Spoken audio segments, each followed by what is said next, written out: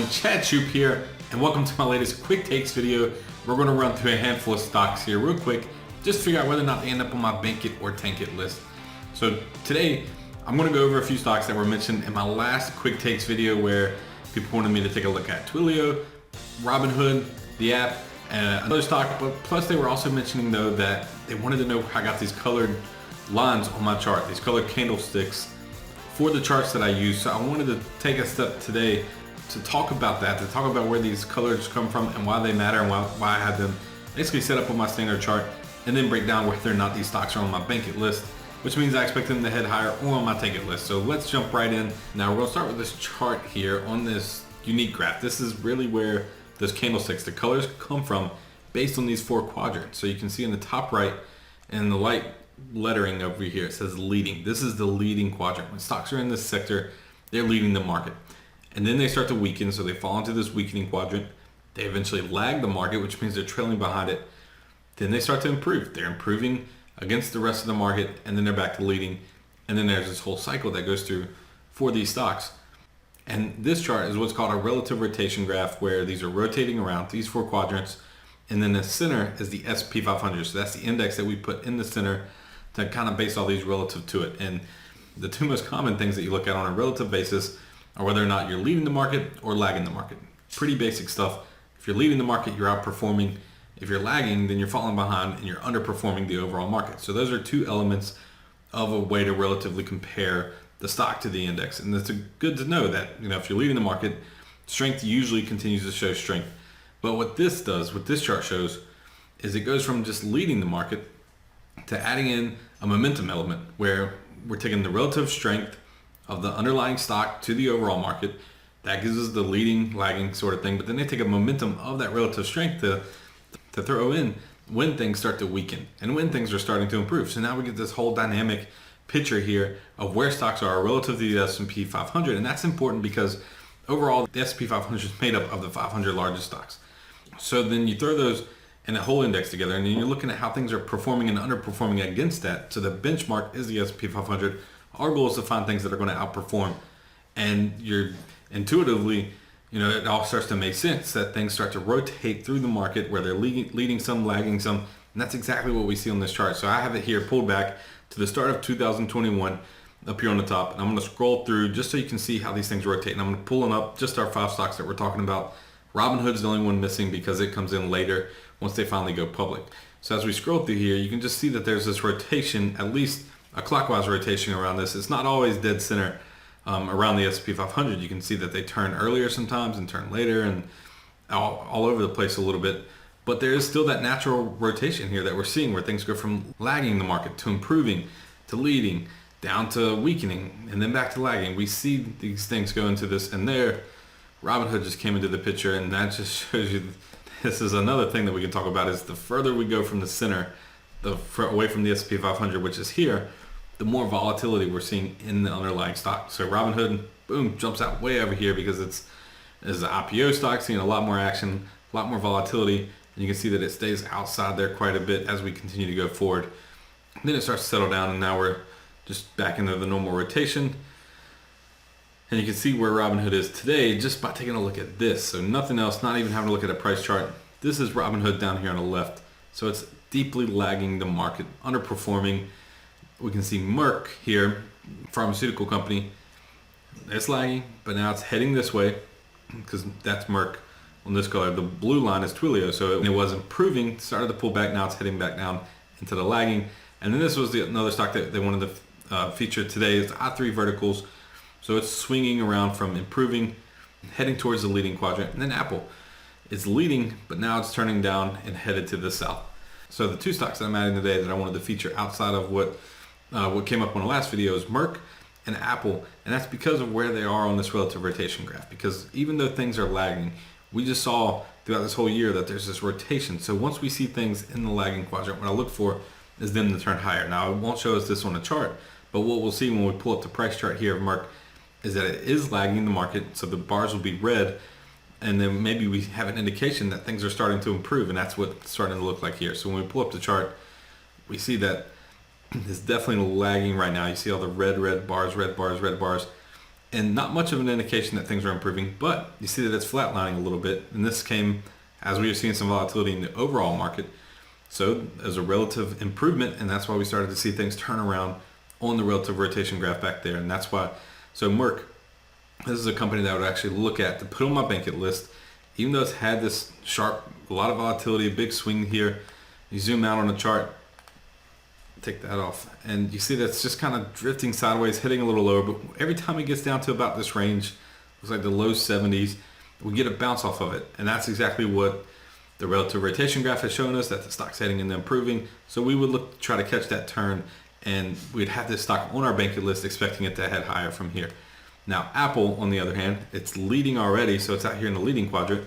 Now it's turning lower, the natural rotation that we're expecting here. So when we pull up the price chart, we see that it's leading, and it had this big breakout. We just had this stock that I was looking at the other day, had this nice upward wedge pattern, breakout out of that, and this is a bullish breakout. So overall, I'd expect the stock to head higher. But when we look at this on a daily basis, the big run in the leading quadrant, we saw that it turned lower there on the relative rotation graph.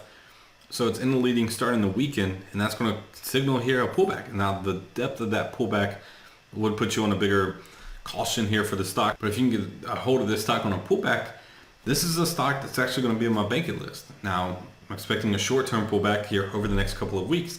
But after that, as long as it's green, is now a green support, that was a resistance level tested several times. Then we had the breakout. Now we can get the retest where you pull back down here into the 160s for Apple stock. And then we'd look for it to just climb higher from there, consolidate and climb, and continue to move higher. So Apple still going to be on my bankit list, but I just wanted to show the two differences here on the relative rotation graph and what we're looking at least this one, even though it's on my bankit list, I'm expecting a short-term pullback because of what we just saw on the relative rotation graph. So I'm not eager to rush and jump into it right now. We'll just keep it on our radar, look for the pullback, and then be ready to jump in once Apple kind of goes through some of these rotations. But just pulling it all together gives us a great picture of how to trade these stocks and where we want to put them, whether or not they're on our bankit list or tankit list. So Twilio was another stock that was recommended for me to take a look at today. And this one we already have a downward price channel that you can look at, but we're down here in the bottom of it. We saw that it was, look, and you see it right here. It wasn't the improving, so this is what these colors tell me. The stock was leading, went to weakening, lagging, to improving, back to lagging, back to improving, back to lagging. So it's kind of bouncing around down here, not getting any traction to the upside at least. And we see where it's at. It's going through this downward price channel, and because we're at the bottom of this price channel, I like to put this stock on my bankit list today. And so it's another stock on my bankit list. That's 3 so far. But we're looking for this to basically hold this support, and that gives us a short leash on the stock. It could slide lower here and just kind of grind along the support, not really breaking it and give you some losses. But if you get to bounce off the support like you would expect and push back up above $300 a share, then it's a nice spot here to look for an entry. We're seeing on a relative rotation graph that it's not quite deep into the lagging to where we get the rotation yet, but it's in the lagging. So we're looking for an entry into this stock here in the next couple of days. So it's going to be on my bankit list. And as far as the downward price channel, we definitely want it to break out of that. So once you have an explosion higher, you can get these consolidations, a little bit of a pullback. We don't want it to go any lower than this. So $240 per share, that would be my line in the sand to basically flipping and putting this on my tankit list. But for today, where it's at now, above 240 and holding above the support line, I'm going to have them on my bankit list for today. And then for I3 verticals, this is a stock they mentioned doesn't get much attention, smaller cap stock.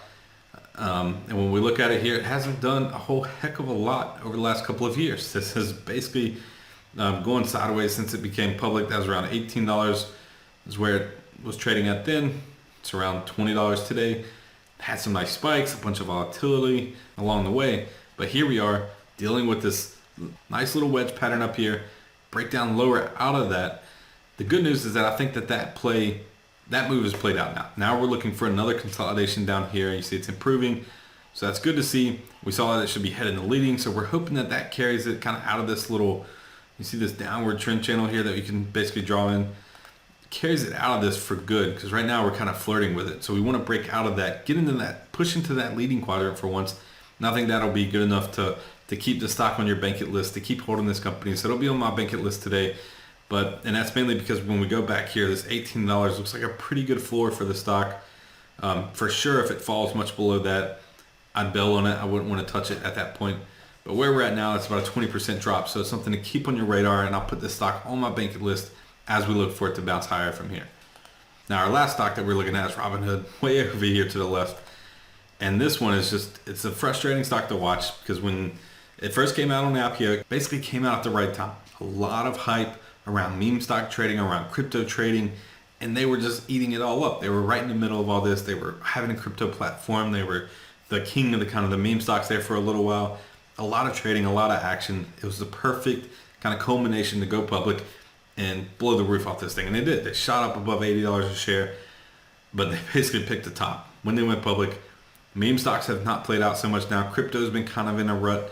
So things are pulling back. Things are falling down a little bit for the stock. And you see this sharp dive here. I mean, that's a 50% drop just from a month ago. So it was a rough month for Robinhood investors, for Robinhood traders. And I understand that we were in it in one of my services too. So we're still holding on to this thing though. I don't expect this to head to zero. I think Robinhood, I've used it a lot. I know that there's issues with the platform, but when it comes to mobile, there's nothing as easy to trade on as Robinhood. Just, forget all the bells and whistles. I follow all my stocks and everything on the charts like this on different platforms to where I'm looking in and I spot a trade and now I just want to trade it. If I go to other brokerage platforms, you got to kind of go through all their, information, data that they want to provide to get to just, hey, I just want to buy a call option on this stock. That's it today. Set my limit price and be good to go. Robinhood makes it super easy, especially for beginners. Just, click, click, click, and then trade submit it. I think that's going to be sticky for them. I think that's going to continue to have their customers to stay around.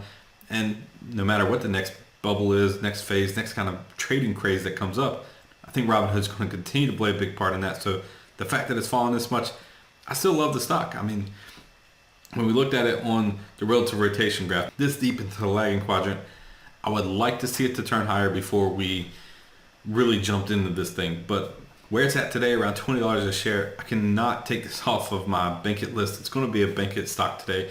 And maybe I'm just looking at what's going on in the overall market, some volatility, some choppiness that we've been going through, and expecting we're heading into the holiday period where you get a Santa Claus rally, heading into the new year.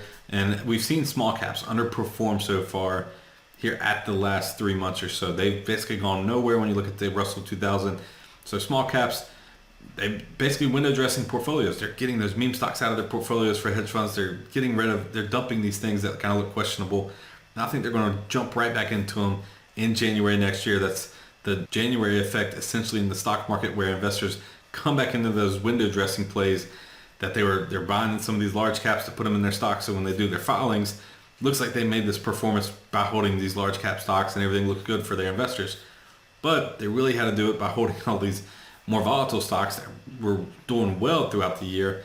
And that's where they really made their money. And then they'll go back into those in January. So that's an effect that I think we're seeing playing out in Robinhood now too, just because it had a lot of publicity around it. And I think that people don't want to be caught holding this thing heading into the new year. But now that it's sold off a lot, I would definitely look to add exposure to it. It's going to be on my Bankit list for today.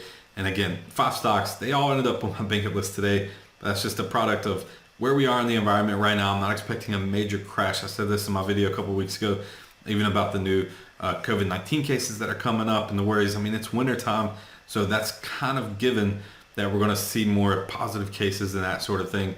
But ultimately, since we have new COVID pills coming out, the treatments are there, the medical industry is basically caught up to COVID at this point, I feel like. And short from overwhelming hospitals, I think we're there with vaccines and the treatments to just manage this and to continue to live and do the best we can to just get things back to normal. And as we do that more and more, that's going to be great for the stock market. So these are 5 stocks to add to your Bankit list to watch them head higher here in the next couple of weeks and over the next few months. So that's all for my video today. Be sure to leave me a comment below. Let me know what stocks you want me to feature in my next Bankit or Tankit video or my next quick takes video. You can be any stocks, blue chips, large caps, small caps, it doesn't matter. Just let me know what companies you want me to feature. And if you like this content, be sure to hit subscribe and click the thumbs up to let me know. Until next time, I'm Chad Schuper.